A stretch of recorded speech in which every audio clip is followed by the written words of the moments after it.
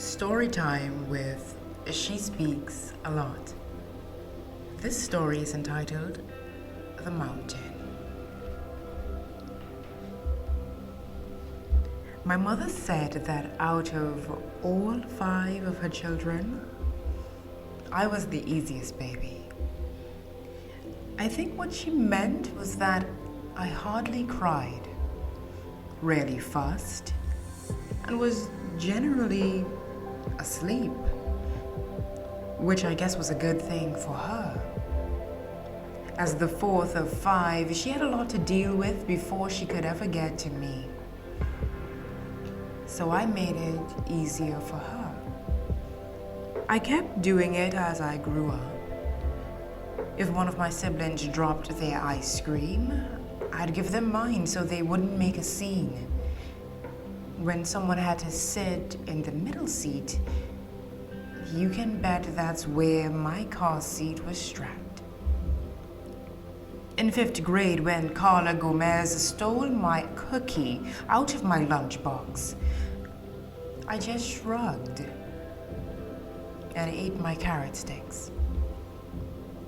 My nickname was Montanita, Little Mountain, because I was never moved, never bothered, always calm.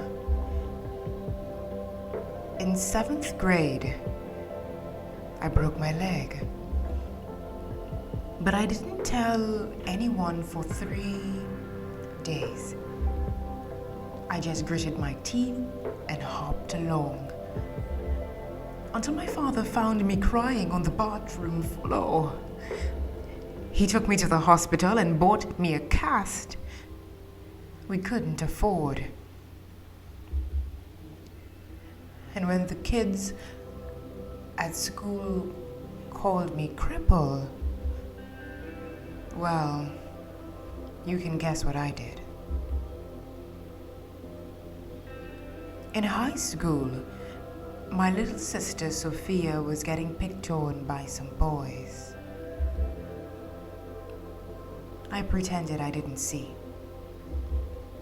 But that night, I switched out her too small uniform skirt for mine. She stopped getting teased, and I wore pants for the rest of the year. When my college algebra professor lost my test and made me retake it, I just nodded and did it. When I got catcalled walking across campus, I just looked down at the ground. And you. And you. The first day you came up to me and offered to buy me coffee, I was sure you were making fun of me too. So I stayed quiet. Eventually, you flashed me that blinding smile and told me, "Guess I'll take that as a yes." I think I said about 3 words to you that first day. But I gave you my number and answered when you called. At first, I think you just thought that I was shy. But as the months went on and things got more serious, you started to get upset when I didn't tell you things. When I got fired from my part-time job and started skipping lunch to afford my textbooks, I didn't want to tell you because I knew that it would upset you. I was right, wasn't I? You were so mad when you figured it out. Here, you yelled, shoving money at me. Take it. I don't need it. You know that I have a scholarship. You know my parents send me money. Take the money. I just stood there. I never had someone yell at me while doing something nice before. When you noticed how stunned I was, you softened your voice. Please, it hurts me to see you starving yourself.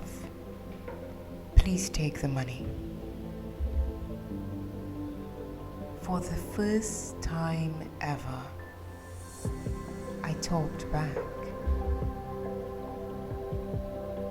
Why?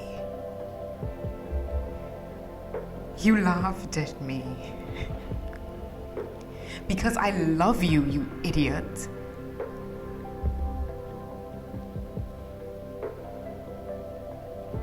I took the money, but snuck most of it back into your wallet that night while you were asleep. For most of the time we dated, we never fought. Even when one of your friends tried to tell me you cheated on me, I know you hadn't. The friend was just a jerk. When he tried to tell me, I just stared at him. I didn't cry or yell or demand proof. That freaked your friend out a bit, quite a bit. He kept trying to convince me, but I stayed so calm, he eventually gave up and admitted the truth.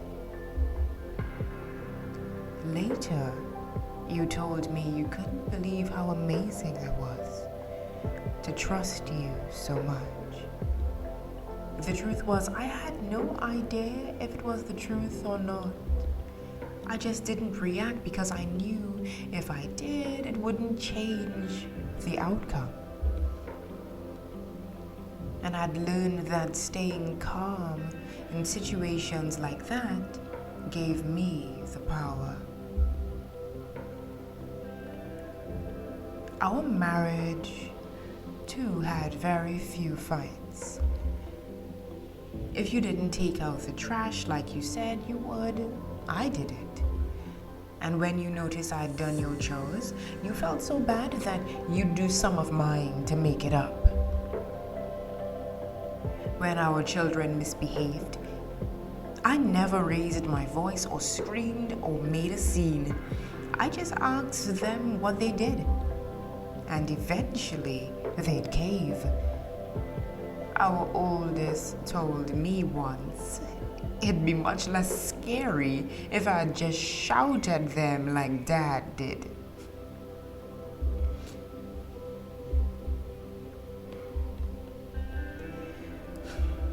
I figured I'd stay like I was.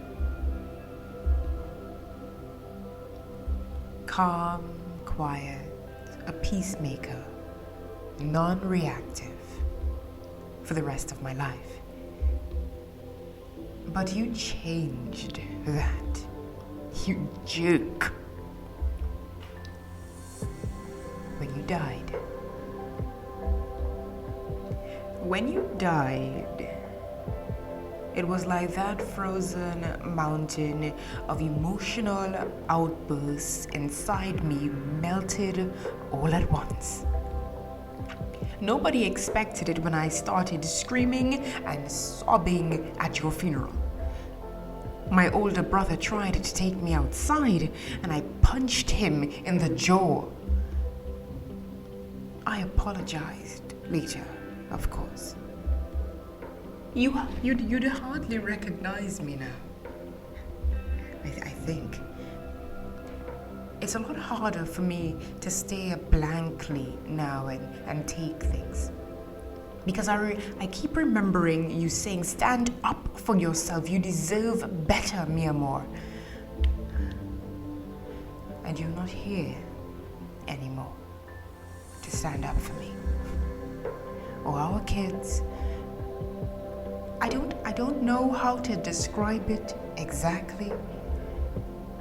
What changed the moment you left this earth. But it's like I was blue one moment and red the next. Hard as ice before I melted into a hurricane.